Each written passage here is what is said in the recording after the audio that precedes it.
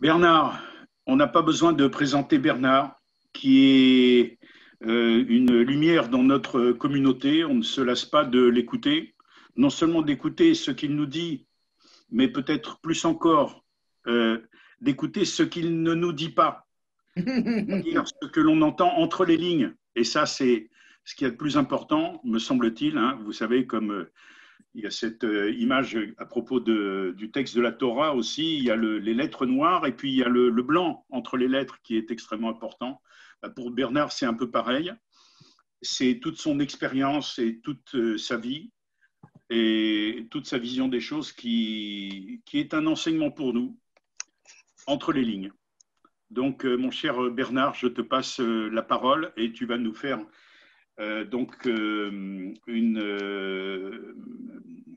tu vas nous donner une conférence sur les Caraïbes. Bernard, c'est Voilà, je vais. Grand bonjour à tout le monde. Les Caraïbes. D'ailleurs, je signale qu'on trouve ce mot écrit de trois manières différentes, avec un K, avec un C ou avec un Q, ça dépend de d'où ça vient. Bien, comme d'habitude, je vais précéder ma conférence d'un motto qui résume de manière profonde. C'est un proverbe juif. J'ai dit, c'est une erreur qui est de tolérer les bonheurs d'une très longue durée. Voilà. Le sujet de ma conférence d'aujourd'hui, c'est le caraïsme, sa naissance, son développement, sa doctrine. Concernant sa naissance, il est important de souligner qu'elle est due à un phénomène fréquent dans presque tous les milieux politiques, diplomatiques, commerciaux, littéraires et surtout dans tous les milieux religieux.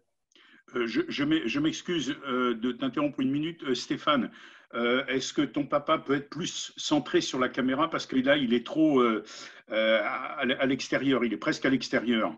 Donc voilà, encore un petit peu, encore un tout petit peu. Parfait, c'est parfait. Merci beaucoup. Bernard, vas-y. J'y vais.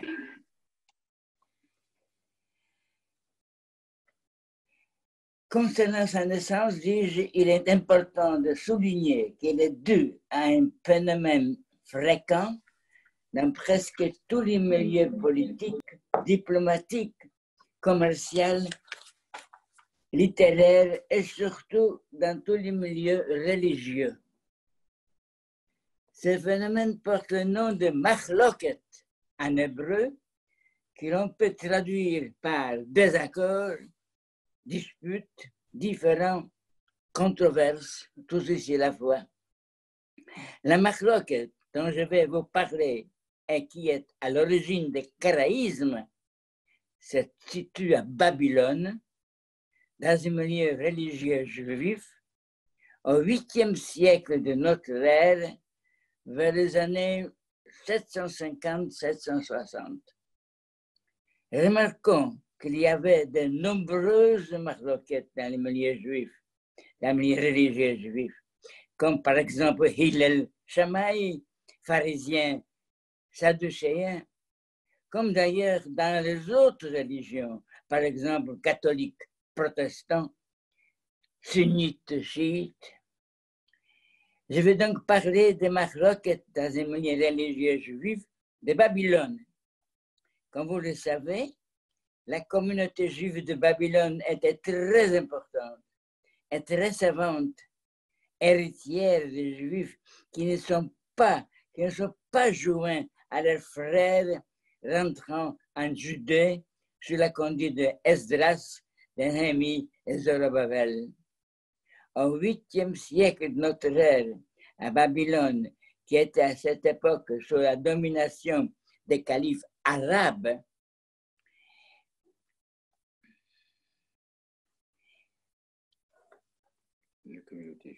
je parle de les califes arabes. La communauté juive, les califes arabes, la communauté juive qui était pratiquement autonome, était conduite par deux chefs. Un chef, le Gaon, qui était à la tête de l'Académie talmudique et qui s'occupait de toutes les affaires religieuses, aussi bien pour les Juifs de Babylone que pour les Juifs de la diaspora. C'est d'ici, des académies de Babylone, Sura, Pompedita, Nardea, qui sortaient toutes les réponses aux questions des Juifs de partout, qui étaient très nombreuses. Enfin, les autres chefs, nommés les exilarques, dont le titre était héréditaire et qui prétendaient qu'ils descendaient tous de la maison du roi David. Ces exilarques étaient responsables des affaires administratives, rien qu'administratives, comme par exemple collecte des impôts, des amendes, etc. Il faut que je vous dise que pour être complet, que l'autorité des exilarques variait en fonction de l'attitude du roi de Babylone ou du calife après la conquête arabe envers le judaïsme et les juifs.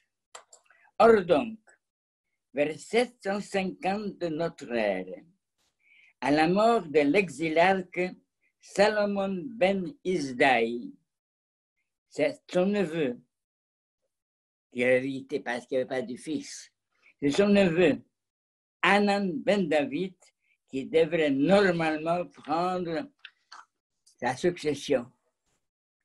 Mais les rabbinites, les rabbins, lui préférèrent son jeune frère de cet neveu, qui fut donc élu à sa place. Inutile de vous dire qu'Hanan ben David conçut une très grande frustration.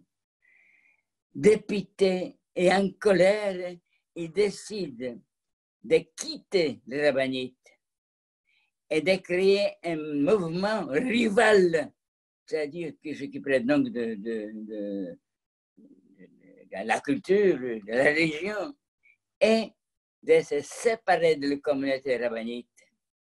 Il risquait, remarquez, l'emprisonnement, peut-être même la peine de mort, mais grâce au calife arabe, à qui il explique, c'est à l'astuce, il explique qu'il devient chef d'une religion différente, bien plus proche de l'islam que du judaïsme rabbinique. C'est un peu vrai, vous verrez tout à l'heure. Il a été relâché. Ce détail fait qu'on a remarqué quelques siècles après la mort de Hanan ben David. On ne le savait pas de suite. Cette marloquette est un mot capital dans l'histoire juive, et notamment dans l'histoire religieuse juive, est à l'origine du caraïsme. Remarquons que l'on trouve toujours, il y a toutes les époques, des mécontents, ou simplement des gens dessus, ou des gens qui revendiquent et qui pêchent et qui aiment pêcher dans nos troubles. Après la rupture, Hanan a également fait appel à beaucoup d'autres gens qui n'étaient pas d'accord avec la ligne préconisée par les rabbinites. Il lança un appel et recruta également parmi les tenants d'une tradition ancienne contre talmudique. Il a réussi à former une secte nouvelle dont les adeptes portent le nom de Hananites en son honneur, puisque son prénom est Hanan. Au début, l'Hananite dirigeait contre les rabbinites. Il y avait toujours une tendance qui considérait le judaïsme comme une tradition toujours vivante. Donc,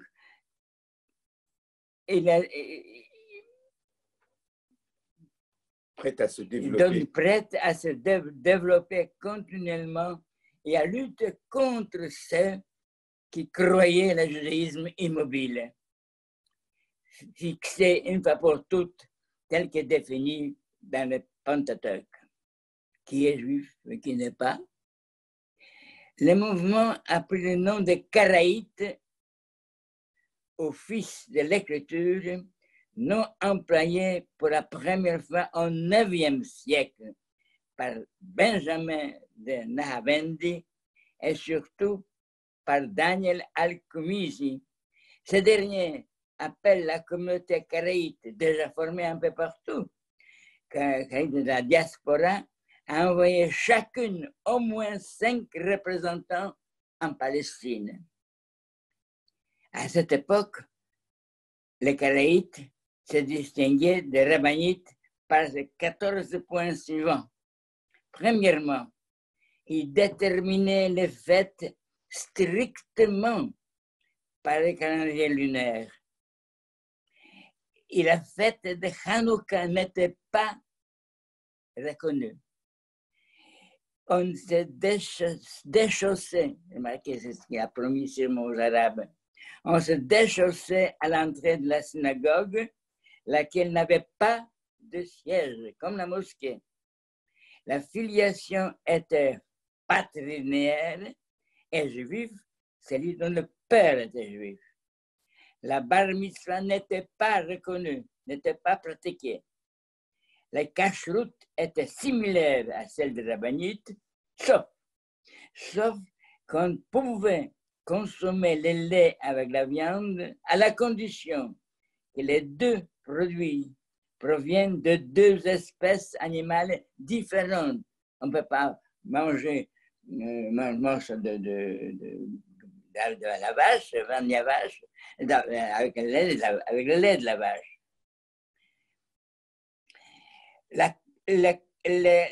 L'observation du Shabbat était très stricte. L'acte sexuel est interdit le Shabbat et les fêtes. La femme est nida 7 jours et non plus 12 jours. Il y avait seulement 1 jour de fête, même à Rosh Hashanah, comme maintenant dans Israël, je crois. Shavuot était toujours célébré le dimanche. Purim, c'est bientôt, est toujours fêté le 1er Adar. Le talit était toujours fait un fil bleu, 14e, ils ne mettent pas de téphilines et ils n'ont pas de mezuzot à leur porte. Grâce notamment à leurs maîtres karaïtes, Benjamin Anavendi et Daniel Al-Kumisi, le karaïsme montre plus de compréhension et plus d'humanité, s'inspire toutefois largement des rabbinites pour cela. D'ailleurs, toujours haïs, ils sont aussi très fermes sur les principes. Leurs 10 principes étaient suivants, je vais répéter: existence d'un créateur éternel, création du monde par ses créateurs, unité de le créateur, Echad, perfection de la Torah, obligation de comprendre l'hébreu, mission de tous les prophètes non mosaïques, résurrection des morts, Triat Hametim, providence divine et avènement du Messie. Voici leurs principes. Pas très longtemps après sa création, le mouvement karaïte s'est répandu rapidement, très rapidement même, partout en Mésopotamie et dans les pays voisins, et puis en Égypte, dans l'Espagne lointaine et surtout en Palestine, où il y a comme un âge d'or au Xe et XIe siècle, âge d'or karaïte. Il faut souligner que cette nouvelle interprétation du judaïsme, en harmonie avec les conceptions courantes dans les siècles musulmans, n'oubliez pas que leur manière de faire est très très proche des musulmans, était donc regardée avec beaucoup de bienveillance dans le monde extérieur au Xe et XIe siècle. Les communautés karaïtes assuraient leur protection grâce à des membres éminents de la secte, personnages en vue à la cour de puissants de jour de l'époque. Les Karaïtes étaient dirigés par des Nassim, c'est-à-dire les princes, s'affirmant volontiers descendants de la maison de David.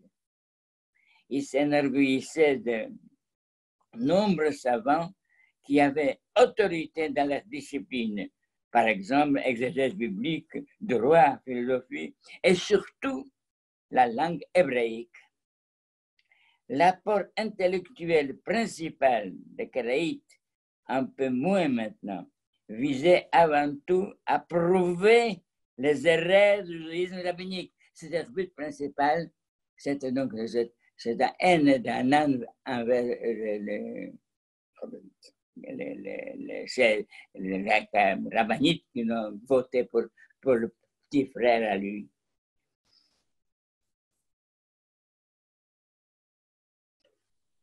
Leur doctrine. Oui, maintenant, leur doctrine insistait également fortement sur l'obligation de vivre en Eretz Israël. C'est toujours le cas aujourd'hui. C'est environ 35 000 à 40 000 Karaïtes vivant aujourd'hui. Environ 35 000 vivent en Israël. Je me demande même si aujourd'hui, écoutez bien, si aujourd'hui les Karaïtes ne constitueraient pas la majorité et les rabbinites une secte, sans la présence et sans les efforts d'un seul homme que vous connaissez tous, son nom que vous connaissez tous, Saadia Gaon, qui était la première grande figure de la philosophie juive médiévale, est extrêmement contre eux, et c'est donc celui qui freinait la croissance de cette secte. Mais continuons l'histoire des Karaïtes, du XIe siècle à nos jours. Je vais commencer par Jacob al-Kirov, ils ont tous un nom arabe, Kirkisani, première moitié du Xe siècle. Outre son importante œuvre, c'est les sectes juives, il est exégète, législateur, surtout philosophe. Plus précisément, en 937, Kirkisani écrivit en arabe un ouvrage sur les préceptes juifs, dénommé cet ouvrage Kitab al-Anvar ve'al-Marat, connu en hébreu sous le nom Sefer HaMeorot ou Sefer HaMaor, avec comme sous-titre Kitab il-Sharat ou Sefer Mitzvot Gadol en hébreu, accompagné d'un commentaire Sefer Haganim Vapardesim ou Sefer Hanitzanim sur les parties de la Torah qui ne traitent pas de loi. Ces deux livres sont assez intéressants. Quand Godefroy de Bouillon prit Jérusalem, rappelez-vous, première croisade 1095 à 1099,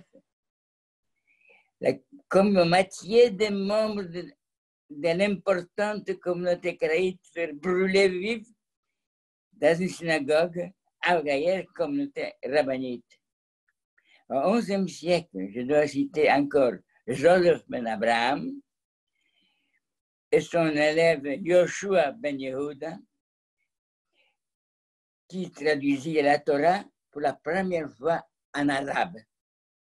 Mais la destruction de la puissante communauté de Jérusalem lors de la croisade et la lutte entreprise contre la communauté karaïte d'Égypte par Maïmonide, qui est je vous expliquais tout à l'heure, qui est extrêmement contraire au karaïsme, Maïmonide, ont affaibli le karaïsme d'Orient.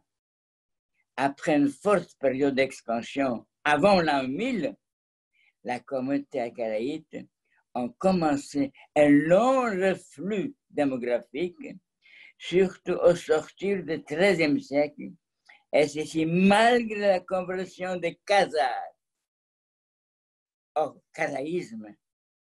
Il est à noter que c'est uniquement l'élite khazare qui se convertit au khazaïsme. Tout le peuple a choisi le judaïsme rabbinique. Je souligne comme la communauté rabbinite que la Shoah, que durant la Shoah, les dirigeants karaïtes interrogés par la Gestapo déclarèrent qu'ils n'étaient pas juifs, même pas d'origine juive, et ils furent tous relâchés. Les restants des Karaïtes de Jérusalem qui étaient sauvés de mains de croisés, les mouvements s'établit dans 3 contrées: Égypte, Espagne et Byzance. En Égypte, où vivait déjà une communauté karaïte, le mouvement ne produisait aucun penseur de renom. En Espagne, oui, 2 noms émergent: Sidi ibn al-Taras et sa femme, exégète et philosophe de grande renommée. D'ailleurs, j'ai remarqué que les Karaïtes, comme assortis, mettaient les femmes exactement au même niveau que les hommes. Donc, les femmes Karaïtes peuvent théoriquement exercer de hautes fonctions, ainsi de sources historiques. Dans l'Espagne du XIe siècle, après le décès des dirigeants de la communauté karaïte, Sidi ibn Taras et son épouse, Al-Malima, ça veut dire l'enseignante, qui reprit la fonction de Chacham avant que cette communauté immigre en Égypte et rejoigne les plus grandes communautés de l'époque, par les chiffres bien sûr. C'était au XVe siècle. Toutefois, en Espagne, le mouvement karaïte disparaît petit à petit sous l'influence des rabbinites auprès des autorités locales espagnoles. À Byzance, ensuite, par contre, la littérature et la philosophie karaïte prospèrent grandement. Citons notamment Yehuda ben Elia Hadassi, qui a écrit une véritable encyclopédie de la théologie karaïte. Citons Aaron ben Elia, considéré comme le Maïmonide karaïte. Citons Elia Bashazi, un équivalent karaïte de Shulchan Aruch, créé par lui, qui s'appelle Aderet Eliyahu. C'est également à Byzance que l'on assiste à un rapprochement entre le karaïte et le rabbinite. Puis, les karaïtes commencent à voyager, surtout vers 2 destinations, la Lituanie et la Crimée. 2 noms de karaïtes, c'est des tâches en Lituanie, Isaac Troki et le grand écrivain très connu, Abraham Firkovitch. D'ailleurs, je consultais son livre, celui en français à la Bibliothèque nationale. Pendant le pogrom initié par Bogdan Khmelnytsky, n'oublions pas, entre 1595 et 1657, les 2 communautés souffrent également et on observe de nombreux morts parmi les Karaïtes et les rabbinites. Mais la situation change quand la Lituanie et la Crimée sont incorporées à la Russie. C'était la fin du XVIIIe siècle. Pour commencer, ça, ils étaient très forts, les Karaïtes. Les Karaïtes furent exemptés de taxes et impôts qui pesaient lourdement sur les Juifs. Puis quelques années plus tard, les Karaïtes sont exemptés de service militaire, qui durait, je vous rappelle, 25 ans pour les jeunes gens. Et petit à petit, les Caraïbes essayaient de démontrer aux Russes la grande différence avec les Juifs. Plutôt très facile de convaincre les Russes qui étaient très antisémites à l'époque. Donc les Caraïbes étaient notamment qu'ils étaient beaucoup plus honnêtes et beaucoup plus travailleurs que les Juifs. Au début, on les appelait Juifs Caraïtes, mais petit à petit, avec l'accord de toutes les autorités russes, on les appela Russes Caraïtes. En 1863, ils obtiennent l'égalité des droits avec les Russes, les Juifs étant parqués, rappelez-vous, dans les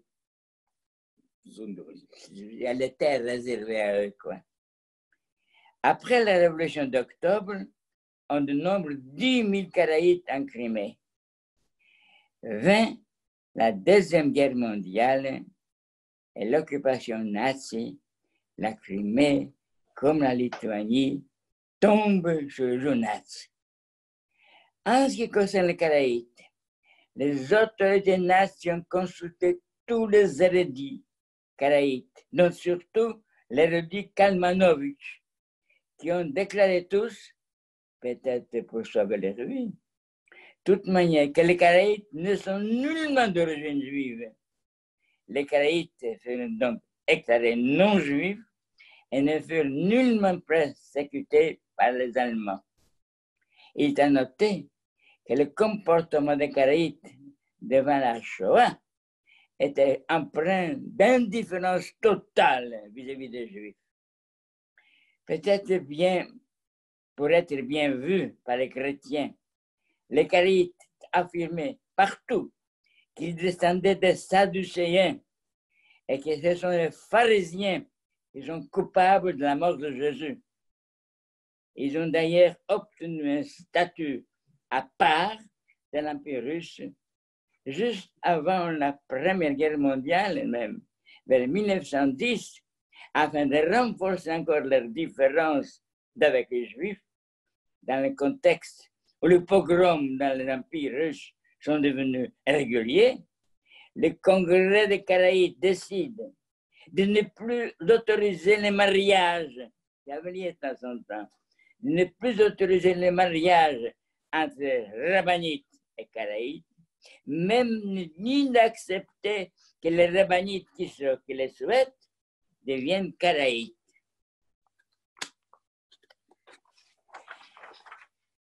Après la Deuxième Guerre, surtout en 1948, quand l'État d'Israël fut proclamé, de très nombreux Caraïbes d'à peu près partout ont émigré en Israël. Aujourd'hui, ils ont en Israël leur propre Beth-Din, leur propre grand rabbin Caraïbe d'Israël. On dénombre aujourd'hui environ 40 000 Caraïbes dans le monde, dont 35 000 en Israël, et 5 000 répartis entre USA, la France et la Suisse. Les relations avec le reste de la population juive en Israël sont normales. La communauté caraïbe américaine est constituée essentiellement d'immigrés égyptiens, il y en a plus d'eux en Égypte, et d'une partie d'immigrés européens, auxquels sont venus s'ajouter dernièrement quelques convertis. Écoutez, j'arrive à la conclusion qui se compose de deux parties. La première partie présente les méthodes caraïbes et la deuxième partie les arguments des Caraïbes. Première partie. Mon récit, relativement court, ressemble tout à fait à une photo vérité non embellie. C'est un dessin que j'ai voulu tel. C'est un dessin que je n'ai pas recherché à fouiller, à explorer et à sonder la profondeur et l'intimité des Caraïbes. J'avoue, j'aime la vérité toute nue, non dissimulée, non maquillée, non affaiblie. Pendant ma conférence, on a pu sentir plus ou moins, on pouvait se sentir plus ou moins coupable, c'est vrai, car il s'agissait de religion. Or, vous le savez, la religion, les religions, c'est comme la langue d'Ésope, la meilleure et la pire des choses. Elle divise beaucoup plus qu'elle ne réunit. Elle devient, comme le prétend Elie Barnaby, ancien ambassadeur israélien en France, une religion meurtrière. En ce qui concerne notre Dieu, qui a raison? Nietzsche, qui prétend qu'il est mort, mais il est Esther que nous allons lire, qui ne mentionne pas une seule fois son nom. Les anciens déportés, qui parlent du silence de Dieu pendant la Seconde Guerre mondiale. Religion où on observe en même temps le commandement « Tu aimeras ton prochain comme toi-même » et d'innombrables bûchers de l'Inquisition avec des milliers de cadavres. Ou encore la louange d'un Dieu grand, bon, magnanime, miséricordieux, et des milliers de cadavres offerts à Allah en tant que ticket d'entrée au paradis. Ou encore, en dehors de l'Église, point de salut, où tous les infidèles, sans exception, iront en enfer.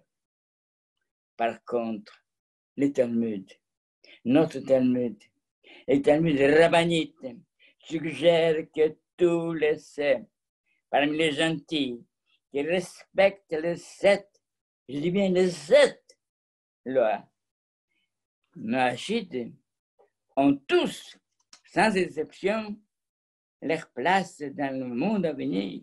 Je vais vous citer les 7 lois, pour rappeler. Premièrement, devoir de justice. Deuxièmement, interdiction de blasphème et de faux témoignages. Troisièmement, rejet de l'idolâtrie. Quatrième, interdiction d'un inceste. Cinquième, interdiction de meurtre. Sixième, interdiction de vol. Septième, interdiction de manger la chair de l'animal encore vivant. Deuxième partie de ma conclusion. Alors, je vais commencer par le commencement. Écoutez bien, il y a des choses extrêmes que j'ai découvert moi-même. Je n'ai pas lu avant, malgré que j'ai lu la Bible peut-être 100 fois durant mes 99 ans. Écoutez bien, commençons par le commencement. Au mont Sinaï, Dieu a adressé à Moïse, regardez, note Lévitique 26, 46. Les paroles suivantes. Je vais commencer les paroles. Et les Chachokim, Vamishpatim, Vatorot. Les traductions françaises, etc. Traduction française. Un rabbinat. Telles sont les ordonnances, les instructions et les lois. Dans la Bible que vous pouvez acheter, vous l'avez peut-être. Shoraki traduit. Telles sont les lois, les jugements et la Torah. Il ne dit pas Torah. Enfin, selon le dictionnaire hébreu-français, vous pouvez prendre et traduire. Texte. Alors, textes sont, telles sont les règles, chokim, les lois juridiques, mishpatim, et les Torot, le pluriel. Personne n'a remarqué par le rabbin français. Dans tous les livres, personne ne parle de Torot, mais de Torah. Sauf la livre, la Bible elle-même, Torot. Alors, Rashi, dans un livre qui est traduit en français, qui est donc en français, Rashi, le plus grand commentaire de la Bible, traduit Torot, écoutez bien, interprète le pluriel Torot. Torah, Torot veut dire aussi bien loi écrite, Torah Biktav, que loi orale, Torah Balpé. Torah Shebal Peh, dites-moi bien, qui était le but même du karaïsme, qui ne reconnaissent pas la Torah Shebal Peh. Il y a uniquement, y compris maintenant d'ailleurs, uniquement Torah, Bichtaf, le Chumash, Pentateuch. Tandis que Rashi, le premier qui ose dire, pardon, Dieu dit à Moïse directement, Torah Shebal Peh et Torah Shebal que je te donne aujourd'hui. Il insulte de manière très claire l'importance égale de la loi orale et de la loi écrite, alors que les Karaïtes n'ont adopté que la loi écrite, en ignorant totalement la loi orale et les Talmuds. Je vous remercie de votre attention. Bien, chers amis, je remercie personnellement et en notre nom à tous cette conférence passionnante et qui nous a même fait connaître des choses tout à fait, enfin peu connues et qui sont extrêmement intéressantes. Donc, merci beaucoup, merci infiniment Bernard pour ces informations et ces connaissances. Et maintenant, nous passons donc à la phase échange. Et donc, chacun peut intervenir à condition évidemment d'ouvrir son micro et de le refermer par la suite. Donc, c'est à vous, chers amis. Alors, Tony. On m'entend là? Oui. On m'entend, c'est parfait.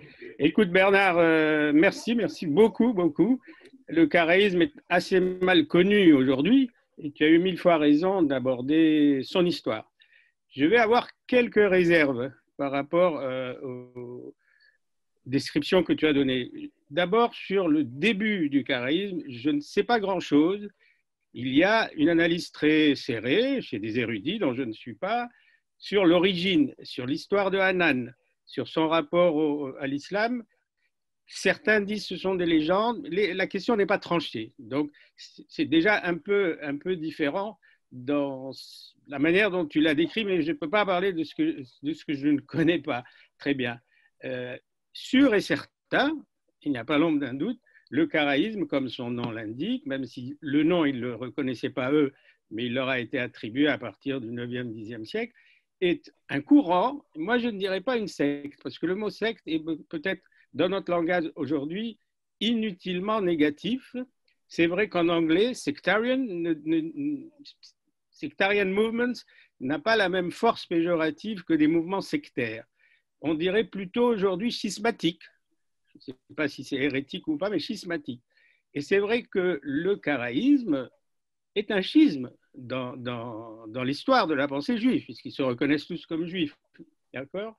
Et à part un autre mouvement qu'on connaît, qui est les Samaritains, qui se réclament de la plus ancienne tradition de la Torah. Ils ont leur Torah à eux. Bon, il y en a quelques milliers qui vivent en Israël sur le mont Garizim, mais il n'y a pas eu beaucoup de sectes. Et tu as eu tout à fait raison de souligner la force et la vie de la tradition juive née des pharisiens, qui a sans doute effectivement réduit considérablement les échos de ce que le karaïsme a emprunté à l'islam. Tu as tout à fait raison de le rappeler, mais peut-être tu as trop insisté sur leur assujettissement à l'islam, parce qu'il y a eu des grands savants, et même dans les... Ah, mince. Il n'entend plus.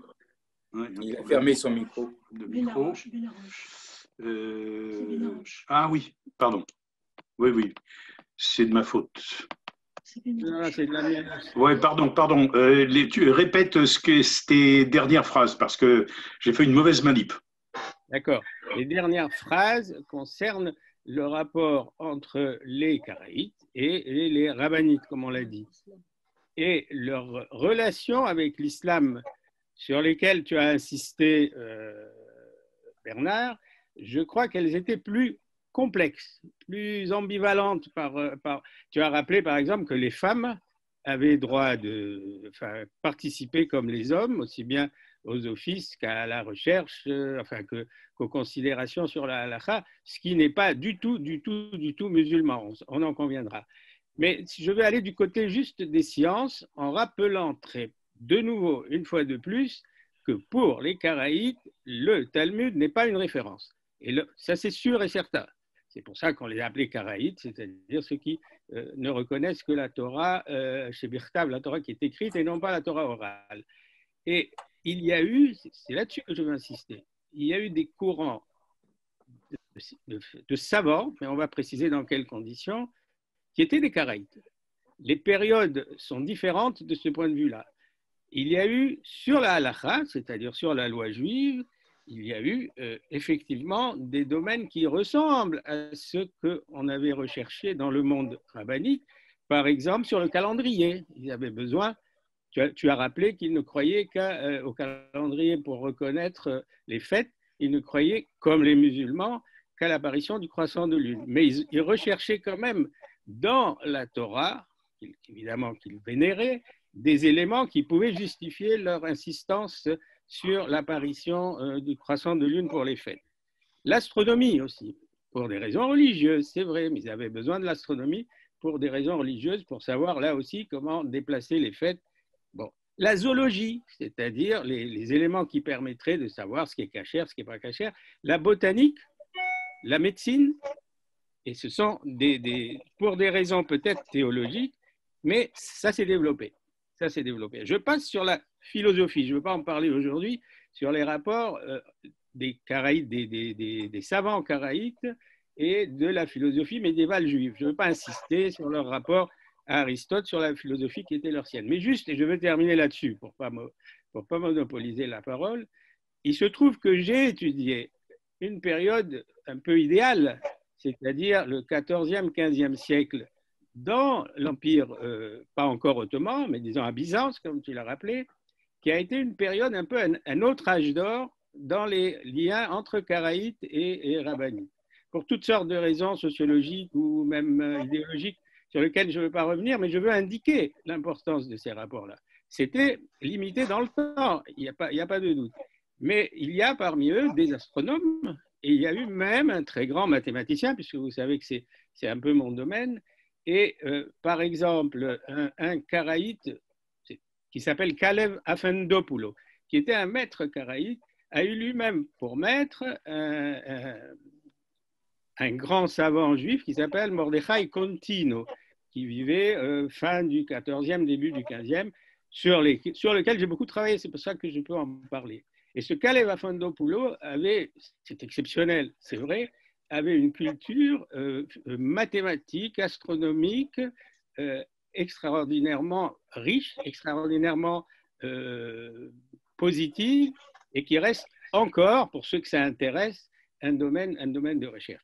Je vais m'arrêter ici, et pour dire juste un petit détail, tu as parlé de la traduction en arabe de la Torah, je ne sais plus, vers le 11e ou 12e siècle, c'est ça? Mais le premier à avoir, pas traduit, mais paraphrasé la Torah en arabe, c'est Saadia Ibn Gaon que tu as cité au Xe siècle du côté de Babylone. Je m'arrête là. Ça ouvre précisément un échange entre nous. Juste encore un dernier mot. Tu as tout à fait raison de rappeler que les Karaïtes, à l'âge d'or du karaïsme, étaient en Égypte, en Crimée, en Lituanie. En Crimée, il faut savoir, avant la guerre, évidemment, avant la Première Guerre mondiale, que les Karaïtes étaient très importants. Et ils écrivaient, tenez-vous bien, ils écrivaient en tatar. La langue tatar était la langue qui prévalait dans la Crimée. Vous n'avez qu'à penser à la prise de la Crimée depuis quelques années par Poutine. Et comme toutes les langues liées aux Juifs, elles sont écrites, calligraphiées, comme vous le savez, en caractère hébraïque. Et le seul endroit, il se trouve que je me suis trouvé avec un manuscrit venant de Crimée, auquel je ne comprenais rien. C'était un manuscrit de mathématiques, c'est pour ça que j'en étais un peu familier. Et le nom du mathématicien, c'était un mathématicien juif du XIIe siècle d'Espagne. Et donc, je savais qu'il s'agissait de nombres. Je ne comprenais rien. Et j'ai été demandé aux savants, là c'était à l'université de Jérusalem, ils m'ont dit quand tu ne comprends rien, si tu ne reconnais rien, c'est que c'est du tatar. Alors voilà mon contact avec la langue tatare. Je termine sur cette petite anecdote et merci, je laisse à tout le monde le soin de poursuivre. Merci. Oui, mais quand je disais qu'il faisait beaucoup de choses comme le musulman, il s'agit de ruse, des choses qu'on voit, mais pas des choses de fond. On met pas les chaises dans la mosquée, on se couche par terre, on enlève les chaussures. Ce sont des choses qu'on voit, ah, c'est bien, c'est bien. Ils étaient tous contents et ils protégeaient la secte. Mais ils n'imitaient pas leurs lois. Par exemple, les femmes, je ne sais pas, c'est normal, et ne le font pas. Le musulman ne traite pas bien les femmes. Tandis que j'ai lu écrit à la Bibliothèque nationale une lettre où on dispute quelqu'un parce que la femme n'était pas strictement considérée comme l'homme, comme chez nous, Masorti. C'était passé il y a dans le 8e, 9e siècle, c'est-à-dire pas mal d'années avant. Bon, mais il faut, par exemple, quand il disait aux Russes que les Juifs n'avaient pas, ça leur faisait plaisir aux Russes. Oui, ils mentaient. Leur boulot principal n'était pas tellement la religion. Le boulot principal des Karaïtes était de détruire les rabbinites, se venger de cette fête-là, de cet acte terrible, de cet acte inouï, jamais avant ni après, décider de ne pas prendre exactement, parce que le Gaonim était choisi on ne choisit pas par la loi, par le vote, et toujours le fils aîné des Gaons précédents, des exilats précédents. Parce que bon, mais ils étaient extrêmement. Tu veux dire pas les Gaonim, les exilats, parce que Gaonim c'était les autres. Oui, oui, c'est là. J'étais toujours l'aîné. Et comment dirais-je, il se débrouillait, il était toujours bien avec la justice du pays, il était toujours reçu chez les Arabes quand il y avait le calife arabe, ou chez le roi babylonien avant que les Arabes prennent la position. Et surtout, c'est petit à petit maintenant en Israël où il y a une certaine accalmie. Je ne dis pas qu'ils s'aiment maintenant, mais je dis il n'y a plus de cette milchama, cette c'est pas possible comme c'était pendant des siècles. C'est tout. Mais je n'ai pas dit qu'ils prenaient, à part les coutumes, qu'ils prenaient la loi musulmane. Au contraire,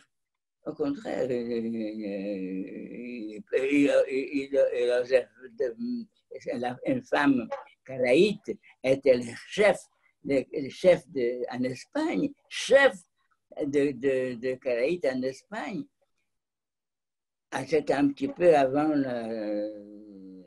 que tous les Juifs étaient chassés, mais ils sont partis avant parce que les rabbinites disaient beaucoup de mal de.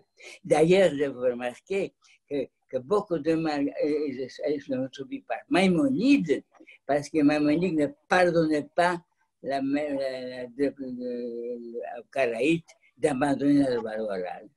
Maïmonide faisait beaucoup de mal il a freiné ils ont partout grossi comme partie présente, sauf en Espagne, sauf en Égypte, pendant présente. Ah, bon. S'il vous plaît, attendez. Attendez. Attendez une petite minute. On va admettre de nouveaux participants et ensuite, donc, vous pourrez intervenir. Alors, donc, Madeleine. Bien. Oui, bon, d'abord un grand merci à Bernard, parce qu'on a appris beaucoup de choses, c'est magnifique. Mais je reviens sur le problème du karaïsme avec l'islam. Au Xe siècle, les salafistes viennent avec la lecture du kalam imposer la relecture du Coran. Ils veulent la relire et deviennent encore de plus dogmatiques.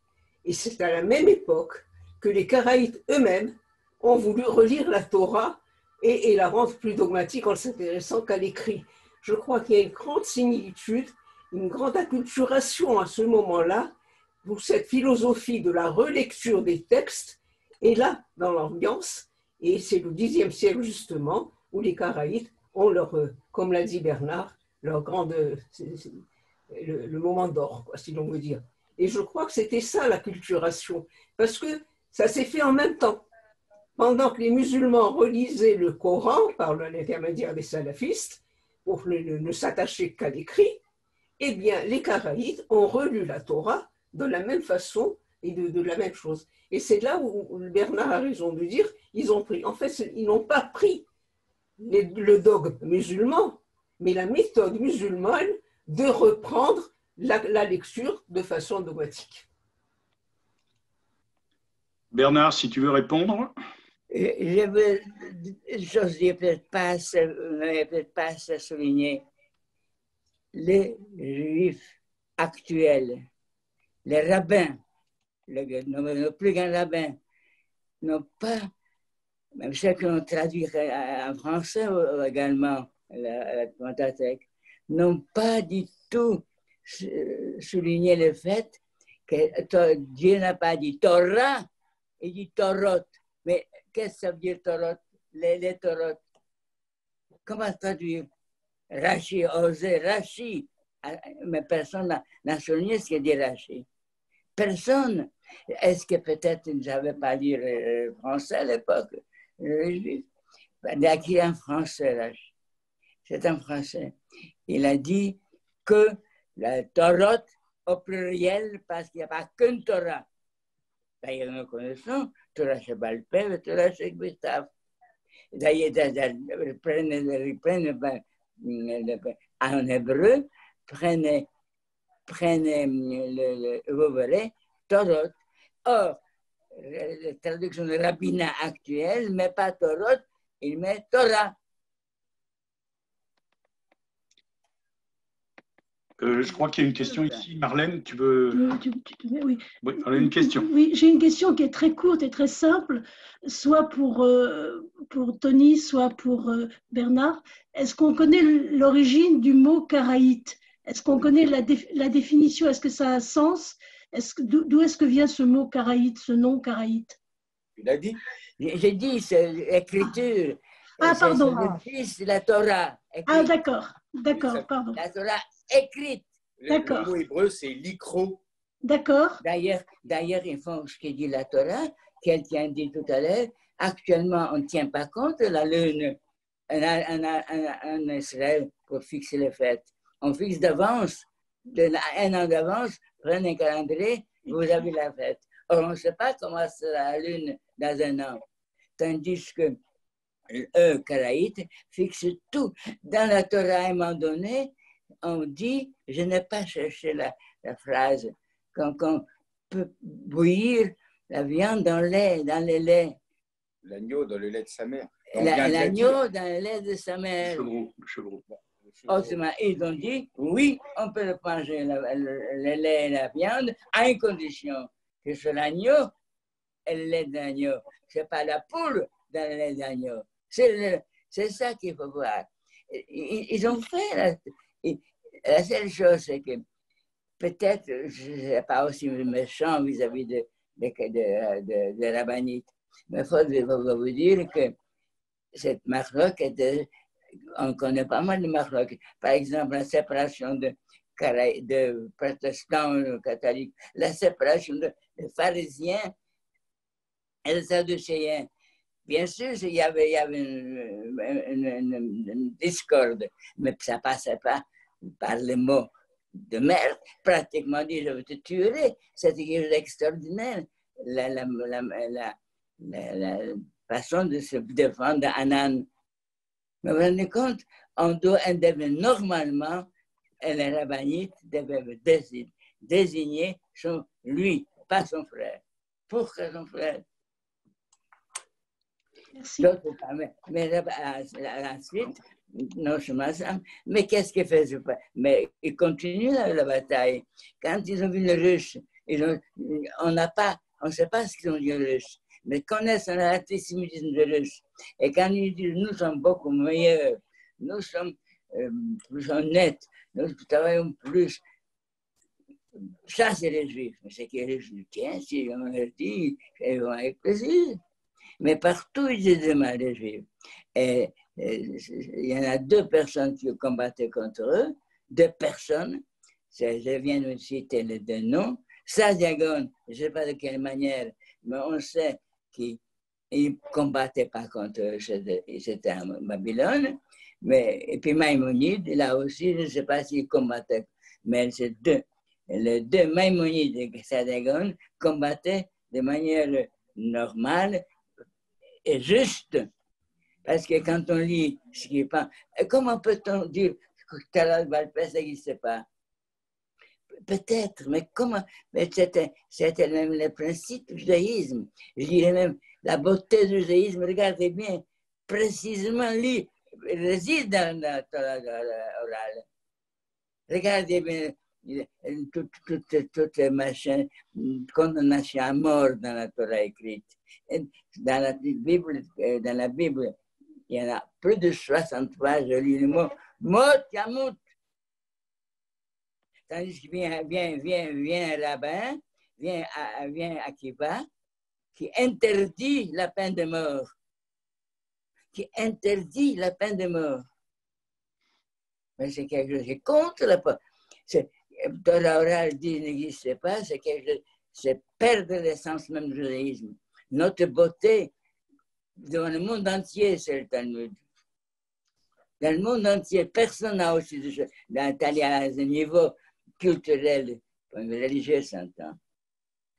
Évidemment, j'ai cité, je ne voulais pas entrer dans la discussion, mais la religion, Elie Barnaby, il a osé écrire, mais il n'a pas enlevé le judaïsme. Il a dit toutes les religions sont des religions meurtrières. Bon, il faut voir ça surtout. Donc, ils ont fait des choses pas mal. Par exemple, comme je vous l'ai dit, ils ont respecté les femmes, ils respectent autre chose, ils ont respecté après tout la loi telle qu'elle a été donnée par Dieu à Moïse, la loi écrite. Mais ça, je ne comprends pas comment, je n'ai pas pu savoir, personne de chez vous ne m'a dit, comment peut-on dire, prenez chemin à Israël, notre prière principale qui est dans le Chumash. Comment se peut-il qu'on n'a pas de mezouza? Qu'il dit pas besoin de mezouza, pas de bar mitzvah, pas de tefilin. On s'est bien marqué tefilin. Ça, je ne sais pas. Comment ça va? Je ne sais pas aujourd'hui. D'où vient? Peut-être c'est leur pour avoir plus de participants, pour avoir plus d'adhérents, et ni mezouza, ni tefilin. Par contre, il y a petit péril techelet, il y a le fil bleu. Et nous, on a dit, il n'y a pas de fil bleu parce qu'on ne sait pas le faire. Qui a raison? Mais qui a raison? Ce sont des détails. Le principal, c'est qu'il a dit pas de loi orale, il y a de très belles choses que vous connaissez tous dans la loi orale. J'ai cité cette Nochide. J'ai cité une phrase tous les gentils peuvent rentrer. Personne, même les chrétiens n'osent pas le dire. Et par pas de musulmans. Je parlais de la ticket d'entrée au paradis, c'est un cadavre d'un non-musulman. Donc Stéphane, oui. Moi, j'ai une question, justement, enfin, ça découle de ça, puisque évidemment, je t'en avais parlé. C'est vrai que dans la Bible, et on l'a vu récemment, parce que toutes ces règles, le chevreau, les motyamout, c'est en ce moment qu'on les dit pendant les sidrotes, les parachutes qu'on dit le Shabbat. La question, c'est s'il supprime le Talmud, donc qui vient après la loi écrite pour, pas édulcorer, mais pour dire qu'on ne peut pas faire un œil pour un œil, c'est le Aïn Tachat ou le Shen Tachat Shen. On vient nous expliquer dans la Mishnah qu'un œil n'a pas la même valeur qu'un autre œil et que donc on ne peut pas échanger un œil contre un œil. Mais si eux appliquent uniquement la loi écrite, moi je voudrais savoir, mais il faudrait interroger des karaïtes eux-mêmes. Est-ce que dans l'histoire du karaïsme, il y a eu des condamnations à mort? Est-ce que dans l'histoire du karaïsme, il y a eu des mises à mort, donc faites, effectuées? Est-ce qu'il y a eu des yeux qui ont été échangés en échange? Est-ce qu'ils ont réellement appliqué la Torah écrite, en fait? Ou s'ils ne l'ont pas fait, sur quoi ils se sont basés pour ne pas le faire? Parce que je n'ai pas l'impression qu'on entende dire que les Karaïtes mettaient les gens à mort. Alors, s'ils n'avaient pas le pouvoir, parce qu'ils n'étaient pas assez nombreux, mais il y a eu une époque où ils étaient nombreux, où ils étaient relativement autonomes. Alors, comment on répond à cette question? Est-ce que c'était purement théorique? Et puis, il y a une deuxième question qui est un peu la même chose. Alors là, c'est pareil, on n'aura pas là forcément la réponse. Moi, je pense que les rabbinim ont institué énormément de règles qui étaient des règles qui étaient une barrière autour de la Torah. On a dit, on ne doit pas transgresser la Torah, donc rajoutons. Ce n'est pas seulement le chevreau, c'est tous les autres. Comme ça, on ne fera pas le chevreau. Et à chaque fois, c'était la peur de transgresser le noyau, alors on ajoutait autour. La question que je voudrais poser, c'est est-ce que le fait que les Karaïtes, s'ils ont supprimé toutes les barrières des rabbinim, et peut-être que ça les embêtait, toutes ces barrières qui n'étaient pas écrites quelque part effectivement, est-ce que ça les a amenés à plus transgresser la loi écrite ou pas? Ça, je pense que c'est une question fondamentale parce que est-ce qu'on a réellement besoin des barrières pour respecter la loi écrite? Est-ce que l'attitude des Karaïtes était moins respectueuse? Si oui, à ce moment-là, ça justifie les barrières. Sinon, pourquoi a-t-on besoin des barrières que les rabbins nous ont justifiées? Est-ce qu'on a des réponses à ces questions? Il faudrait interroger des Karaïtes. Je ne sais pas. Oui. Non, mais moi, personnellement, je souffre beaucoup plus du fait qu'aucun rabbin, je ne parle pas de simple juif, n'a remarqué, n'a dit c'est Torah, ce n'est pas Torah qui a donné à Moïse. Rachi l'a remarqué. Rachi, mais personne. Rachi, c'est ils ne disent pas les Rachi. Mais si, c'est pas possible. Personne n'a défendu cette phrase. Et combien d'attaques a subi le Talmud. Mais personne n'a dit que c'est Torah. Mais ils reconnaissent peut-être pas Rachi, les Karaïtes. D'abord, Rachi, c'était après. Oui. Plaisir de t'écouter. Tony.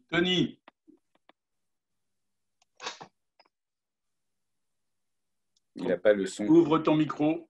Il est avec un autre nom. Oui, alors c'est Myriam Benaroche. C'est bon. C'est bon, parfait. Je vais parler de Maïmonide, mais après, mais je reprends au vol ta question, Bernard. Personne n'a jamais parlé de Torot au féminin, au pluriel. Ce n'est pas tout à fait exact. Parce que dans les contacts avec la Kabbale, personne ne discute aujourd'hui que la Kabbale est une tradition juive et pleinement juive et que par certains aspects, elle rapporte les couches les plus anciennes de la tradition juive. Mais non. Mais dans les textes de la Kabbale, il est question des Torot. Il est question même d'une infinité de Torot. C'est pour te dire que les kabbalistes vont très loin là-dessus, mais le pluriel de Torot, tu as tout à fait raison de rappeler ce qu'on a dit Rachi, ça a peut-être été exploité chez les Karaïtes qui sont venus après Rachi, je ne sais pas, je ne connais pas assez bien, Mais sur ce point précis, les Torotes, et même une infinité de Torotes, ça existe dans la tradition juive. Okay, ça, c'est un premier point qui est avéré. Je reviens sur Maïmonide, si vous voulez bien. Les rapports de Maïmonide au karaïsme. Ils ont été conflictuels, c'est vrai, et il a joué beaucoup dans la mise, comment dire, les Karaïtes étaient puissants en Égypte. L'Égypte est mon pays natal, hein, j'y reviendrai pour ça. J'ai connu des Karaïtes au Caire. Mais juste Maïmonide. Donc au XIIe siècle, il s'est battu intellectuellement, bien entendu, contre le karaïsme. Mais si tu regardes les 10 ou 12 points que tu as cités, c'est presque entièrement la profession de foi de Maïmonide. À une exception près, c'est que Maïmonide dit il faut croire en la Torah orale, ça c'est sûr. Mais tous les autres éléments de son credo sont les mêmes. Et j'ajoute ceci, il est intervenu, Maïmonide, sur les rapports entre karaïtes et rabbinites. Il a autorisé des mariages entre des hommes karaïtes, des hommes rabbinites et des femmes karaïtes, bon, avec des conditions, bien sûr, mais il a autorisé les mariages entre rabbinites et karaïtes en ajoutant ceci, c'est-à-dire sans intervenir sur un problème extrêmement douloureux de ce point de vue-là. Parce que si un rabbinite épouse une karaïte, quel est le statut des enfants? Quel est le statut des enfants? Pour certains, Maïmonide ne l'a pas dit de manière explicite, mais pour certains, ce sont des mamzerim. Donc c'est très douloureux comme problème. Et enfin, sur les rapports avec les mœurs et les pensées musulmanes et islamiques. D'abord, je rappelle que Maïmonide a beaucoup exploité la philosophie musulmane. Ok, personne ne lui a reproché. Si, certains en France même le lui ont reproché. Mais je vais juste finir sur ce point précis. Le propre fils de Maïmonide, David Maïmonide, qui a succédé à son père, et donc qui était un garçon très savant, très valeureux, très reconnu par son propre père, était en contact avec le soufisme musulman. Et David Maïmonide a voulu introduire dans la synagogue le fait d'enlever ses chaussures, pas d'enlever les bancs, mais c'est juste pour rappeler qu'il y a une grande porosité entre les deux. Mais il devait y avoir une barrière. Je signale juste que sur la proposition de David Maïmonide d'enlever ses chaussures dans la synagogue n'a pas été retenue. C'est-à-dire quand il est mort et que lui a succédé un autre de ses fils d'ailleurs, on a arrêté d'adopter cette coutume. C'est juste pour dire que les choses sont plus ambivalentes. La question de Stéphane, je ne suis pas capable de répondre aujourd'hui s'il y a eu ou non des exécutions, des mises à mort. Moi, je dirais comme ça m'étonnerait. Mais je ne suis pas capable de répondre là-dessus, Stéphane. Et un dernier mot sur le karaïsme. Kara en hébreu veut dire, en arabe, pardon, veut dire lire. Et donc, c'est la manière de lire les choses qui importe. Et le mot Coran, on sait très bien ce que ça veut dire en arabe. Voilà ce que je voulais ajouter. Bon, il y a peut-être d'autres choses, mais c'est sur ce point précis. Merci, Bernard, encore. Bernard, tu veux répondre ou on donne la parole à d'autres intervenants? Ben, si je peux, je ne sais pas tout. Beaucoup de choses, on ne sait pas, on fait tout. Je n'ai pas rencontré, je demandais à plusieurs personnes, est-ce que vous connaissez un karaïte pour lui parler, en France même. Je n'ai pas rencontré aucun. Je n'ai pas trouvé, pas eu de chance de trouver. Dommage. Je ne suis pas karaïte, Bernard. Je ne suis pas karaïte, mais j'ai rencontré dans mon enfance des karaïtes, puisqu'ils étaient encore assez nombreux en Égypte. Donc j'en ai rencontré, mais c'était des gens très pauvres. Et ils vivaient dans ce qu'on appelle en arabe la hara, c'est-à-dire la partie la plus pauvre du Caire. Mais ils venaient aux fêtes, lors des fêtes, ils venaient chez nous à la maison. Et ma grand-mère, puisque je vivais chez mes grands-parents, disait il faut leur donner tout ce qu'on peut leur donner. Ce sont des juifs. Ma grand-mère disait ça. Mais j'ai juste compris qu'ils étaient des pauvres. Et on m'avait dit, en Égypte, on m'avait dit que les Karaïtes, tu vois, c'est incroyable, au lieu de mettre le talit sur leurs épaules, ils l'accrochaient à un clou dans la chambre. Voilà, c'était une autre manière de dire ça. Pour les téphilines, puisque j'en parle, le mot téphilines, l'origine de ce mot n'est pas très très claire. Hein. C'est-à-dire on ne peut pas immédiatement déduire du texte écrit, de la Torah écrite, ce qu'elle est devenue aujourd'hui, mais qu'on connaît et qu'on pratique. C'est-à-dire qu'on ne peut pas les accuser d'avoir trahi la Torah au sens où la Torah a 600 ou 676 000 interprétations. Voilà, quelqu'un de plus savant que moi sur la halakha karaïte pourrait y répondre. Il y a beaucoup de travaux. Il y a une vingtaine d'années, il y a eu un énorme volume, je ne me souviens plus de son nom d'ailleurs, sur le karaïsme, sous tous ces rapports. Si ça t'intéresse, je retrouverai la référence à ce gros livre sur les karaïtes. Merci. Hein. Merci. Merci, Tony. Alors, j'ai une question. Est-ce que les Karaïtes sont reconnus comme juifs par le rabbinat en Israël? Maintenant, avant, les relations étaient très belliqueuses. Maintenant, en Israël, il y a comment dirais-je, la paix. Personne. Ils se marient maintenant. C'est-à-dire qu'ils ont dû je n'ai pas vu les décrets de c'est un décret interdiction de se marier pendant la bataille. Maintenant, il y a des mariages effectués entre les rabbinites. Je ne sais pas laquelle religion prévaut, je ne sais pas. Ça ne dit pas. Mais parce qu'il y a quand même la religion, il ne met pas la mezouza, mettons. Est-ce qu'il continue? C'est ce qu'actuellement, vous allez en Israël, il y a une maison, n'est pas seulement l'entrée de la maison d'appartement. La maison, c'est chaque porte par maintenant en Israël. Je ne sais pas s'ils font. Est-ce qu'ils mettent des tuiles ou non? Difficile de savoir. Or, le Shema Israël, cette prière, c'est le centre même de toutes les prières de juifs Israël. Comment faire? Ils disent le schéma, Bernard, ils ne mettent pas les téphilim. Voilà pour répondre en partie à ta question.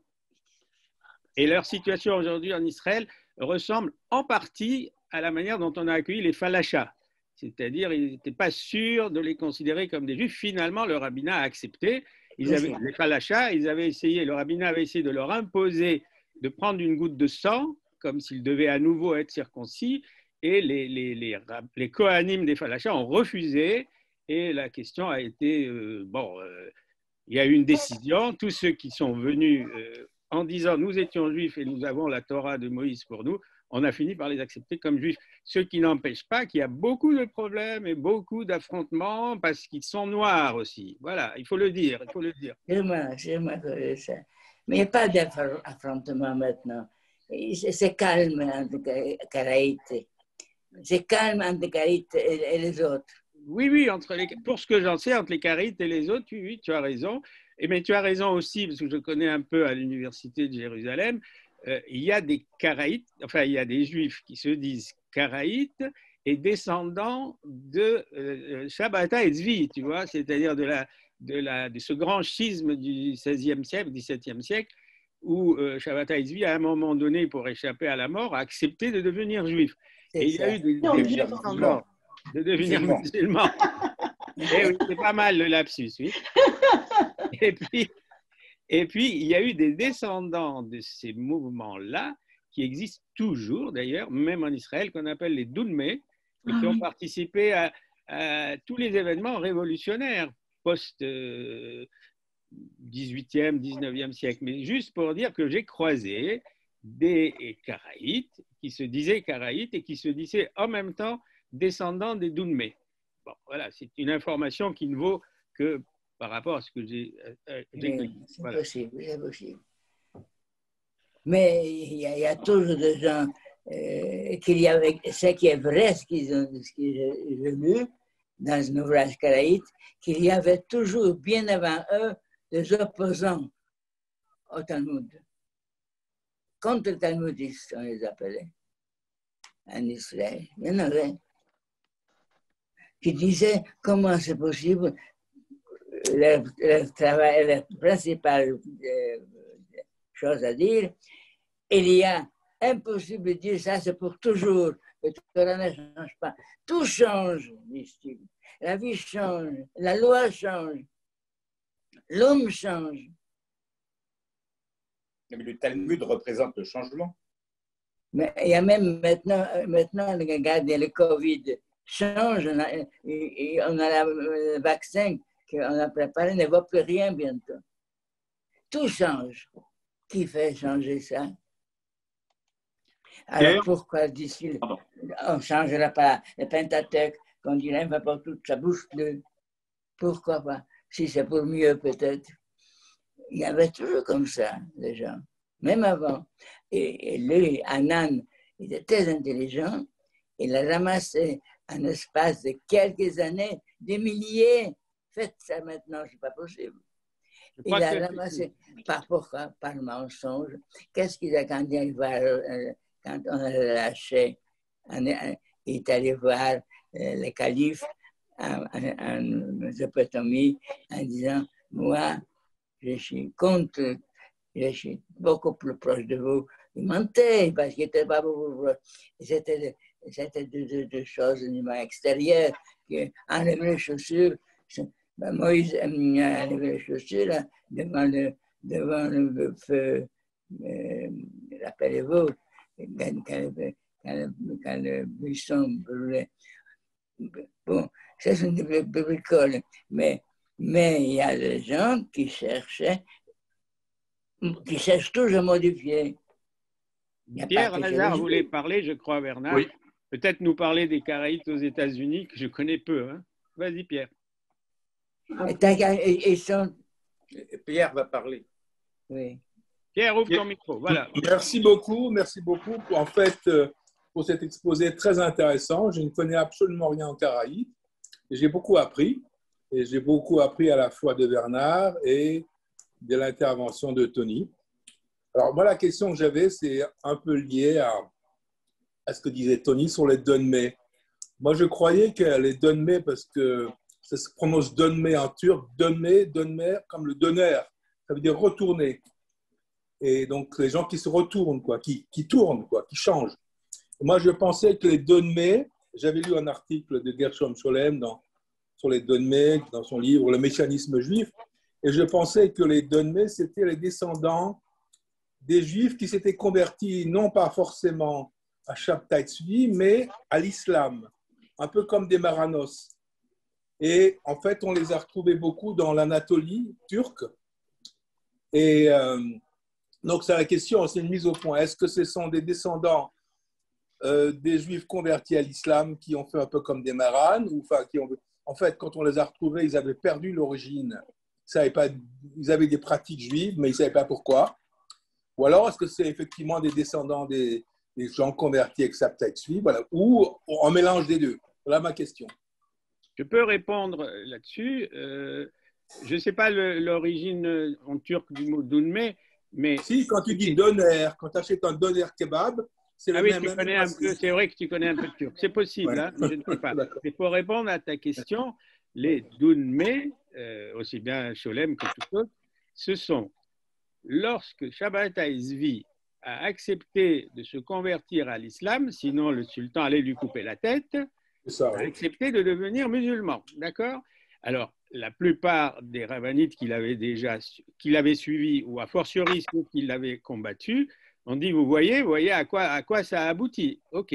Et donc, bon, les maranes, de toute manière, c'est la conversion au christianisme, c'est autre chose, la conversion forcée. Là, ce sont des gens qui ont continué à être fidèles à Shabbatai Tzvi par-delà la mort de Shabbatai Tzvi et qui ont accepté de se convertir à l'islam. Il y en a eu d'autres qui se sont convertis au christianisme en Pologne et qui descendaient aussi des partisans de Shabbatai Tzvi. Jacob Frank. Oui, c'est ça. Oui, les franquistes. Ouais. Les franquistes. Ouais. Certains ont participé à la Révolution française. Voilà, je voulais répondre à ça. Là, donc, d'accord. Merci. David. Tu veux parler? David. Oui, je voulais poser une question à Bernard, que je remercie de cet exposé, hein, qui nous apprend beaucoup de choses sur le charisme. Est-ce que les théologiens chrétiens et musulmans traitent de la question karaïte? Autrement dit, comment traitent-ils du karaïsme? Voilà, c'était une simple question. C'est plus profond même. Comment les Allemands, les SS, pouvaient dire ça, c'est pas des Juifs. Même si on recherche un tout petit peu, on s'apercevait que venait de Babylone, mais comment ils n'ont pas ça qui est vrai? Aucun Karaïte était tué. Quand vous avez 6 millions de Juifs, vous n'avez pas un Karaïte. Comment c'est possible? Ils disaient tous, nous ne sommes pas Juifs, et on nous a cru. C'est la même chose comme question. Je ne sais pas vous dire. Je ne sais pas vous dire. Comment peut-on croire qu'ils ne sont pas juifs peut-être, mais pas d'origine juive? C'est faux. Robert Zitoun. Il n'a pas répondu à la question.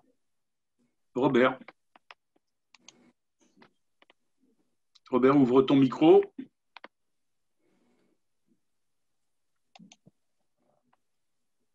Bon, quelqu'un d'autre? Ah, Robert, c'est bon. Une question simple.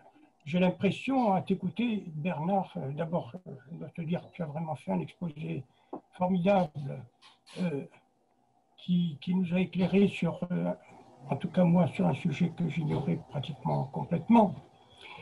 J'ai l'impression, à la suite de ton exposé, que les 35 000 Karaïtes vivant en Israël sont plus ou moins tolérés, en tout cas intégrés.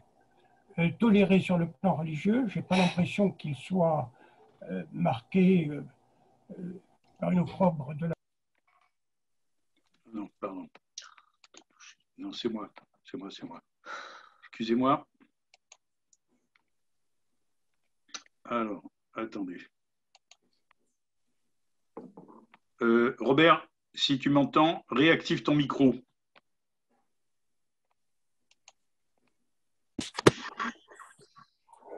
C'est bon, Robert? Ouais. Voilà. Voilà. Excuse-moi. La question principale est d'ordre politique. Quelle est l'attitude des 35 000 Karaïtes vivant en Israël sur le plan politique par rapport au conflit israélo-palestinien?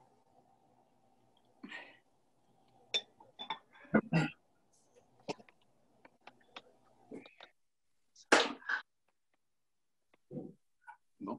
Bernard, est-ce que tu peux répondre à cette question? Non. Non. Je ne peux pas. Je dirais des choses peut-être fortes. Tout ce que j'ai dit, j'ai pas mal tout, je l'ai vu, écrit par de l'ouvrage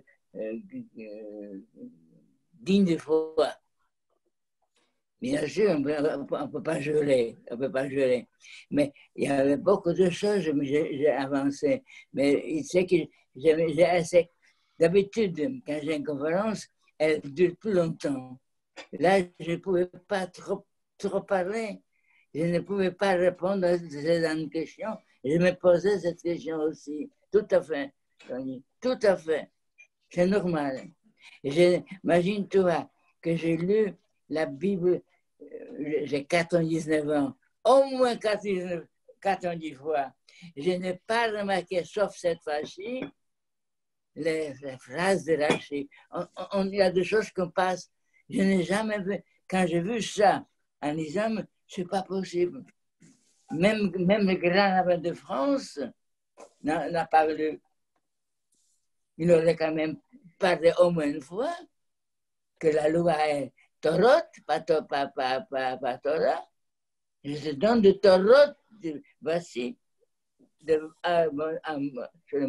mont Sinaï, dans un endroit sacré où on a tout reçu. C'est là où on a dit Naaseh v'nishma, c'est quelque chose d'extraordinaire. Dire d'abord nasser, niche, après. Il faut réfléchir. Là. Le mot nasse, niche, mérite même réponse pendant réflexion au moins 1 heure. Mais comment c'est-il qu'elle a dit Torah et tout le monde traduit Torah? Prenez votre Bible traduite en français, vous l'avez à la maison. Vous allez lire Torah. Donc, je vais pousser ma question un peu plus loin. Est-ce que les Karaïtes sont des citoyens israéliens tout à fait intégrés? Est-ce qu'ils font leur service militaire au même titre que les Druzes font le service militaire? Est-ce que ce sont des citoyens intégrés en Israël? Je vous fais remarquer qu'un des principes principaux, plus que chez les Abrahamites, les Karaïtes, chacun devait connaître l'hébreu totalement, absolument. Il tenait beaucoup que tout le monde soit lié en hébreu. Ce qu'on n'a pas fait nous. Faites une recherche en victoire. Quand il lit, combien de gens comprennent ce qu'on dit la Torah, comprennent sans regarder à gauche la traduction? Il y a Patricia, je crois que c'est Karaïte, c'était strictement interdit. Les types qui ont traduit en arabe, je me demande entre nous, quand j'ai vu ensuite qu'il y avait Torah, il a osé faire ça. Quand il dit que le principal, c'est non seulement on n'étudie pas la théorie ni la philosophie, c'est la langue arabe. C'était la loi pour eux. Mais il y a d'autres exemples de mots qui sont en pluriel dans la Torah et qu'on traduit au singulier en français. Par exemple, Elohim, c'est un mot pluriel. Par exemple, Yom Kippourim, c'est un mot pluriel. Alors, non, il n'y a pas de Yom Kippourim. Dans la Torah, si, il y a marqué Yom Kippourim. Il n'y a pas marqué Yom Kippour. Oui. Il y a Patricia qui demande la parole. Patricia Gottlieb. Oui, bonjour, merci pour toutes ces informations. Moi, j'ai 2 questions. La première, c'est est-ce que les Karaïtes pratiquent la circoncision? Et la deuxième question, je n'ai pas bien compris comment, avec la protection qu'ils ont réussi à avoir, aussi bien de la part des Arabes que des Russes, etc., comment se fait-il qu'ils soient si peu nombreux finalement par rapport aux Juifs? Pour la circoncision, c'est oui, hein, d'ailleurs chez les musulmans aussi, mais pour la circoncision, c'est oui. Pour le service militaire, je suis presque sûr qu'ils le font, je suis presque sûr. Et pour ce qui concerne l'insertion politique des Karaïtes, comme Robert le demandait par rapport au problème palestinien, je ne suis pas sûr de pouvoir répondre en général, mais il y a des amis israéliens qui le savent très bien, qui peuvent y répondre. Ils ne sont pas là. Hein. Mais par exemple, notre ami Meir Baracher a des élèves karaïtes et donc il connaît très bien en plus cette question-là. Mais je ne peux pas y répondre, Robert. Si jamais tu me la reposes, je me renseignerai auprès de nos amis israéliens. Voilà, merci. Je peux donner un petit témoignage personnel, mais sur les Karaïtes, mais pas en Israël, en tout cas à l'extérieur, puisqu'il m'est arrivé de rencontrer, il nous est arrivé de rencontrer des communautés karaïtes et des synagogues karaïtes à la frontière entre la Lituanie et la Pologne. En Lituanie de l'Est à Troki exactement, ou Traki, ça dépend comment on prononce. Et franchement, bon, il y avait une magnifique synagogue, superbe, avec des tapis, des lustres et tout ce que vous voulez, mais il n'y avait pas un mot en hébreu, une lettre en hébreu. Sauf peut-être sur quelques tombes, mais les gens qui nous ont reçus étaient absolument charmants, mais c'était tout était en turc, toute la liturgie est en turc, les lectures sont en turc, les prières sont en turc, etc. Et nous avons eu la même expérience en Crimée. En Crimée, nous avons rencontré une communauté karaïte et c'était la même chose. Il n'y avait plus un mot d'hébreu, plus quelque chose qui nous rappelle un petit peu, enfin, qui nous une chose dans laquelle on se sent proche en tant que juif. Enfin, moi, je me suis senti véritablement étranger. Alors, en Israël, je suppose que c'est un petit peu différent puisque la société israélienne a une force d'attraction très importante et le fait que les Karaïtes vivent en Israël et sont apparemment, d'après ce que j'ai compris de toutes vos interventions, sont reconnus comme juifs et s'intègrent à la société israélienne, effectivement, la chose est tout à fait différente. Mais en tout cas, les communautés Karaïtes que j'ai pu rencontrer hors d'Israël, il n'y a pas un mot d'hébreu, rien qui puisse nous rappeler la tradition juive classique, si vous voulez. Voilà, ça c'est mon témoignage personnel. Et dans leur liturgie, ils ont des prières?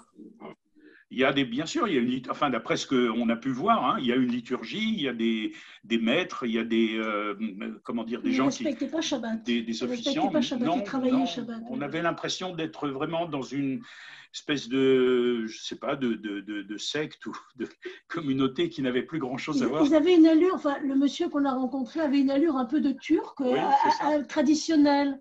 C'était assez émouvant d'ailleurs. Influence turque. Charmant, mais on a l'impression que c'était quelqu'un un peu d'origine turque. Ouais. C'est très, en tout cas, très étrange en Lituanie d'ailleurs. Le langage était le turc ou peut-être le tatar. Donc je sais pas faire la différence. Leur livre de prière était en quelle langue? Pardon? Les livres de prière, c'était en quelle langue? On n'a pas vu. Ça, c'est une bonne question. Je ne me souviens pas. Je ne me souviens pas dans quel caractère, mais en tout cas, le seul endroit, ça je m'en souviens très bien, où j'ai vu des caractères hébraïques, c'était sur les tombes. La seule personne qui pourrait vous renseigner ou nous renseigner, c'est le directeur de Valiske, parce que c'était lui qui a organisé. Ah oui, André. André. Il est très calé. Oui, il est très fort.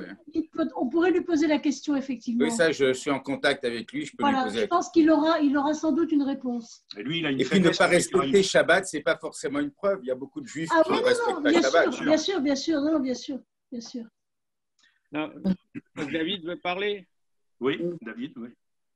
Oui, je voudrais poser une question qui m'est inspirée par le livre de Rivan Krishé. Rivan Krishé distingue deux traditions dans les écoles théologiques musulmanes. La tradition des Ascarites et la tradition des Motazeles. Et elles diffèrent toutes les deux.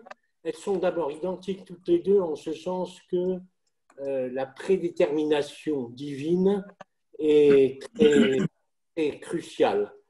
Mais elle diffère simplement par le fait que les Motazeles reconnaissent un peu le libre arbitre et pas les Ascarites. Si on devait résumer, ça pourrait dire les Ascarites, c'est la notion de Mektoub. Hein, tout est déterminé par Dieu.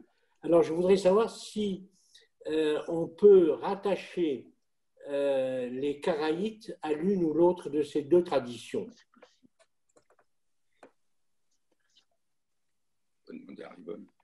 Oui, peut-être je peux répondre à une des questions.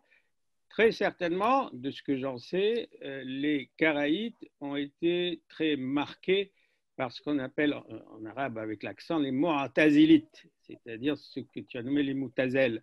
C'est les Mu'tazilites, c'est-à-dire ceux qui se sont séparés.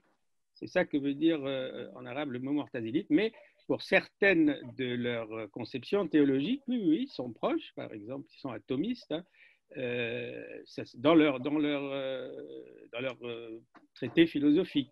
Et juste sur la question de livres de prière, il y a des livres de prière juifs en arabe, ailleurs que chez les Karaïtes. J'ai vu des Sidourim au Maroc qui sont en arabe, pas seulement de l'arabe en lettres hébraïques. Peut-être pas nombreux, je ne sais pas, je ne peux pas en juger. La proximité, pour ne parler que du Maroc, que je connais un peu mieux, puisque Myriam est aussi était au Maroc. Elle est née au Maroc et elle y a vécu longtemps. La question de la proximité du point de vue culturel entre les Juifs et le monde musulman environnant, et ça, David en sait quelque chose, a fait que, par exemple, dans nos familles, au niveau de nos grands-parents, ils s'habillaient comme les Arabes. Je ne parle que du vêtement. Hein. Ou les Berbères. Pas seulement les Berbères. Ils s'habillaient aussi comme les Berbères. Ah, comme les Berbères. Bon, mais les Berbères au Maroc étaient des musulmans à cette époque. Ah oui, Voilà, juste sur ce point. Avant de, enfin, je ne sais pas à quel moment on va finir, mais il y a quelque chose qui me vient à l'esprit, je vous le livre. La question que je me poserai, moi, à propos du karaïsme, c'est évidemment le plaisir, la soif de savoir ce qu'il en était, mais je dirais la chose suivante. Pourquoi y a-t-il encore des karaïtes? Peu nombreux, mal vus, maltraités. Pourquoi y a-t-il encore des karaïtes? Je suggérerais, c'est moi, hein, c'est tout, je ne dis rien d'autre, que c'est en rapport avec l'idée que l'interprétation de la Torah est multiple, pour ne pas dire comme les kabbalistes, est infinie. Donc je pense que c'est dans ce petit angle mort, j'ai envie de dire, de notre lecture de la Torah qui est multiple, que le karaïsme peut-être va disparaître entièrement, comme nous on aurait pu disparaître aussi. Voilà, j'inverse la question. Pourquoi y a-t-il encore quelques karaïtes? Merci. Bernard, as-tu la réponse? Non, difficile. On peut se poser cette question. On peut vous répondre. Ils sont quand même 40 000 en Israël. 40 000, c'est pas peu. Par rapport à 7 millions, oui, mais 40 000 en soi, qui tiennent encore. Moi, je me demande si c'est qu'est-ce qui guidait les Karaïtes? La haine ou l'amour? La haine des rabbinites, ou de plus exactement rabbinites de Mésopotamie, enfin de Babylone, ou l'amour de la Torah? Voilà la réponse. Et il y a deux chemins. Ce qui est sûr, que tout ce qu'il avait à Nan, il avait contre les rabbinites. Contre les rabbinites. Est-ce que il disait d'ailleurs, il a même dit, je le fais contre les rabbinites. Il n'a pas dit, je le fais pour l'amour des Juifs. Donc, on peut le comprendre. On peut le comprendre. Imaginez-vous que quelqu'un de vous est sûr, mérite d'être président de quelque chose et qu'on le met à la porte, peut se fâcher. Et je sais qu'Anan s'est fâché, je dirais mortellement fâché. Il a cherché, il a créé un espace de quelques années, et j'étais des milliers et des milliers au départ. Petit à petit. N'oubliez pas qu'il y avait deux qui ont combattu Maïmonide, ce n'était pas n'importe qui, Maïmonide. Maïmonide tout seul pouvait arrêter la croissance, et ainsi que Saadia Gaon. Mais je n'y avais pas ces deux-là, et je pense, je l'ai dit d'ailleurs, moi personnellement, je pose la question, je dis, s'il n'y avait pas Saadia Gaon et Maïmonide, on aurait aujourd'hui en Israël 7 millions de Karaïtes et 40 000 Juifs. Vous dites-moi le contraire. Ça, on ne peut pas réécrire. Oui. Il n'y a pas d'autres questions? Non, ce n'est pas une question, mais avec tout ce qu'on a entendu, et quelqu'un a posé la question, je me demande comment il y a encore des Karaïtes. Je ne sais plus qui a posé cette question. C'est moi. Ah oui, je n'ai pas de réponse absolue, mais je me dis que beaucoup de communautés linguistiques qui vivent ailleurs que dans le pays majoritaire peuvent garder, linguistique ou même avec des traditions. Je pense, il y a très longtemps, on était en Grèce, il y a longtemps, hein, et on avait vu des... Madame, et nous les Juifs, on était partout, quand on garde encore une tradition. Non, je ne parle pas des Juifs, là j'essaie de faire une petite extrapolation. On avait vu des communautés qui dansaient dans un spectacle et on nous avait dit que ce sont des Grecs qui viennent de la mer Noire, du pont Euxin, et qui continuent à parler le vieux grec, d'une langue très... Voilà, ils étaient restés entre eux. Et je me dis que dans beaucoup de lieux, en Europe en particulier, il y a sans doute des populations comme les Karaïtes qu'on a vues en Lituanie. Pourquoi ils ne se sont pas mélangés à la population lituanienne? Enfin, bon, voilà. Ils ont sûrement leur langue, leurs coutumes, etc. On peut parler des minorités juives comme les judéo-espagnols ou les gens qui parlaient yiddish en Pologne. Je pense que dans beaucoup de communautés, des petites minoritaires, on a besoin de garder soit la langue, soit des traditions, soit la religion. Et c'est peut-être pour ça que les Karaïtes survivent. Moi, j'ai rencontré il y a une dizaine d'années 2 femmes absolument charmantes qui étaient à un de mes concerts et qui étaient des juives karaïtes d'Égypte. Elles se sont présentées comme ça. Je ne sais plus si elles s'appelaient Cohen ou Lévy, ça m'a d'ailleurs beaucoup frappée parce que je ne connaissais pas, je ne savais pas. Et elles se sont présentées à moi en me disant « Nous sommes d'origine d'Égypte et nous sommes karaïtes, juives karaïtes ». Et elles étaient très fières de ça. C'était... C'est tout, j'en sais pas plus. Hein. Voilà, c'est donc un petit début d'explication qui pourrait expliquer pourquoi les Karaïtes. À côté d'eux, il y avait les Karaïtes qui abandonnaient le mot juif et ils avaient officiellement ça s'appelait Russes Karaïtes. Oui, mais ils ont une langue. Mais c'était pour se protéger et pas faire le service militaire. C'est possible, tout est possible. La langue des Karaïtes, Marlène, c'est l'hébreu. C'est l'hébreu. Ils ne parlent pas turc. Il parle turc, il parle arabe, il parle tatar. Et comme on parlait arabe au Maroc, en Égypte, mes grands-parents ne parlaient que l'arabe. Bon, les costumes, c'était déjà plus ça. Mais pour ce qui est de la langue, je parle que pour ce qui est de la langue, c'était l'hébreu pour eux qui était une référence. Maintenant, ils pouvaient aussi prier en arabe, c'est sûr, ou en turc. Tony, je veux bien le croire, mais ce que nous on a vu en tout cas dans 2 cas, c'est que l'hébreu était complètement perdu hein, en Lituanie comme en Crimée. C'était vraiment 100% turc, si j'ose dire. Il n'y avait aucune trace d'hébreu. C'est ça qui nous a perturbés, si tu veux. Voilà. Oui, mais je comprends, j'ai rien à dire contre les fêtes. Hein. Je comprends. Les chrétiens d'Orient, paraît-il, parlent araméen pour certaines populations. Je ne les connais pas, mais on m'a dit que certains chrétiens d'Orient, en Syrie ou comme ça, parlaient araméen. Donc c'est pour ça que ma petite théorie, enfin qui n'en est pas une d'ailleurs, c'est une intuition. Je me dis qu'il y a beaucoup de populations comme ça minoritaires quelque part un peu partout en Europe, en tout cas, peut-être même aux États-Unis, avec les Cajuns qui continuent à parler français. Enfin, j'en ai rencontré. Donc, un français très, très spécial, mais un français quand même. Donc, je me dis toujours qu'il y a des... Et puis, on a les Québécois qui parlent français. Donc, il y a peut-être des minorités comme ça, linguistiques ou culturelles, qui ont besoin, quand elles changent de territoire, avec l'histoire, etc., de garder des coutumes, des traditions, une langue, etc. Je ne sais pas, je dis ça comme ça. Sur la question de l'araméen, pardon Marlène, sur la question de l'araméen, il a existé, j'ai peur de le dire, des églises syriaques, chrétiennes syriaques. Le syriaque peut être assimilé à l'araméen. Et on a même des amis proches, dans leur enfance, ils ont connu ça. Mais lorsque le lien religieux s'est éteint, les enfants de ces personnes n'ont plus aucun rapport avec l'araméen. Je sais qu'il y a un savant en France, bon, que j'ai connu parce qu'il a été mon lecteur à Languedoc, qui connaît parfaitement l'araméen, et qui a, quand les Syriens sont arrivés comme réfugiés en France, beaucoup à Sarcelles d'ailleurs, dans une classe de Sarcelles, il a réuni tous ceux qui le voulaient, les chrétiens syriens, pour reprendre l'apprentissage de la langue syriaque, c'est-à-dire araméenne. Mais il est unique en son genre. Moi, j'en connais beaucoup des Chaldéens. Il se faut appeler les Chaldéens, puisque j'en vois. Et j'ai eu l'occasion de discuter avec eux pour comparer, parce qu'ils disent on parle la langue du Christ. Et on a comparé un peu l'araméen du Talmud et leur araméen. Ils m'ont montré leurs livres de prière, qui sont écrits dans un autre alphabet que l'alphabet hébreu.